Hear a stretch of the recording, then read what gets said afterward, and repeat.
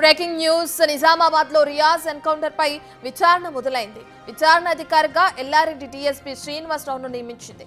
Encounter ఘటనపై ఇప్పటికే మానవ హక్కుల కమిషన్ నోటీసులు ఇచ్చింది.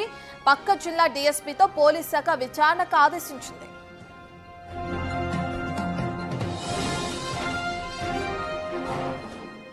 కానిస్టేబుల్ ప్రమోద్ ని హత్య చేసిన అటు నిందితుడు రియాజ్ ఎన్కౌంటర్ పై విచారణ మొదలవటం మనం చూస్తున్నాం.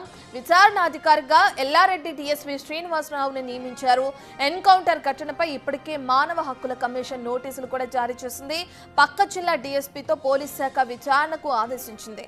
ఇక ఇప్పటికే అనేకమైన కేసుల్లో నిందితుడిగా ఉన్న రియాజ్ ను పట్టుకునేందుకు వెళ్లిన కానిస్టేబుల్ ప్రమోద్ పై రియాజ్ కత్తితో దాడి చేసి అతన్ని హత్యకి గురి చేసినట్లు కూడా మనకి తెలిసిన విషయమే. దీనికి సంబంధించి రియాజ్ ని పోలీసులు పట్టుకున్న క్రమంలో అనుకోని ఘటనల కారణంగా అతన్ని కూడా ఎన్కౌంటర్ చేశారు.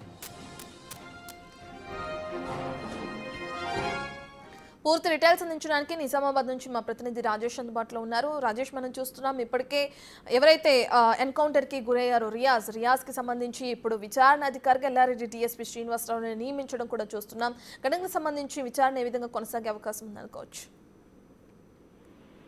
నిజామాబాద్ జిల్లాలో రాష్ట్ర వ్యాప్తంగా కూడా పోలీస్ శాఖలో సంచలనం రేపిన కానిస్టేబుల్ ప్రమోద్ హత్య కేసులో రియాజ్ అనే నిందితుడిని ఇప్పటికే ఎన్కౌంటర్ గురి కావడం జరిగింది. ఎన్కౌంటర్ అయిన తర్వాత కూడా దానికి సంబంధించిన పూర్తి అంత్యక్రియలు పూర్తయ్యాయి. ఈ నేపథ్యంలో ఈ ఘటనకు సంబంధించి ఇప్పటివరకు హెచ్ఆర్సీ డీజీపీతో పాటు నిజామాబాద్ పోలీస్ శాఖకు సంబంధించిన నోటీసులు జారీ చేయడం జరిగింది. హెచ్ఆర్సీ కూడా దీనిపై స్పందించింది. దీనిపై జరిగిన ఎన్కౌంటర్ విధి విధానాలు ఎట్లా ఉన్నాయి, దానికి సంబంధించి పూర్తి నివేదిక ఇవ్వాలని చెప్పి కూడా చూడడం జరిగింది. రియాజ్ ఎన్కౌంటర్ పై మొదలైన విచారణ ఏదైతే ఉందో ప్రస్తుతానికి పక్క జిల్లాకు సంబంధించిన కామారెడ్డి జిల్లా ఎల్లారెడ్డి డీఎస్పీ శ్రీనివాసరావుకు విచారణ అధికారిగా నియమించారు.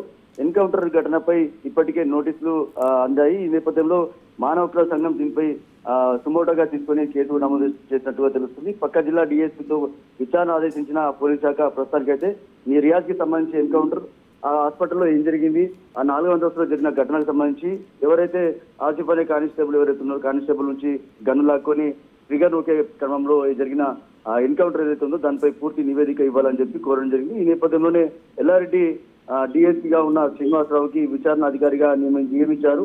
ప్రస్తుతానికి విచారణ మొదలైందని చెప్పి రాజేష్, ఏదైతే మానవ హక్కుల కమిషన్ నోటీసులు జారీ చేయడం కూడా మనం చూస్తున్నాం. నోటీసుల్లో ప్రధానంగా ఎటువంటి అంశాలు పేర్కొన్నారనుకోవచ్చు?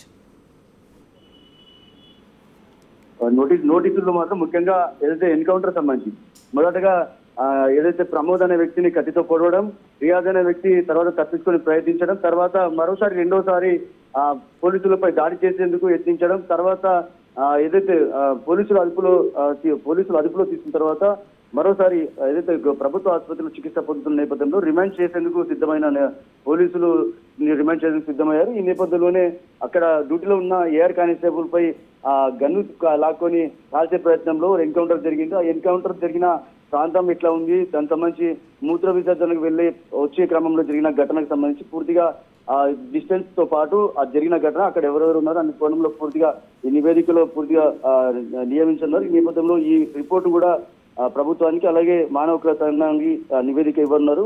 ఈ ఎన్కౌంటర్ కి సంబంధించి మొదటి నుంచి చివరి వరకు జరిగిన ఘటనకు సంబంధించి పూర్తి వివరాలు సేకరించేందుకు ఎల్లారెడ్డి డీఎస్పీ శ్రీనివాసరావును విచారణ అధికారిగా నియమించారు.